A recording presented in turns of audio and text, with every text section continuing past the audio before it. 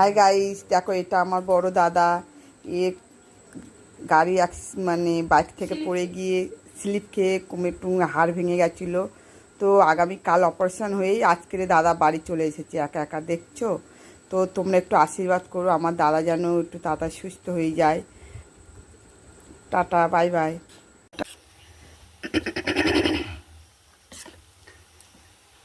আমি একটা ঘরের টিফিন বানিয়ে নিলাম বন্ধুরা, দেখুন চালের গুঁড়ো দিলাম, একটু ডিম দিলাম একটা, দিয়ে একা খাবো। ছোট্ট একটা রুটি বানিয়ে নিলাম।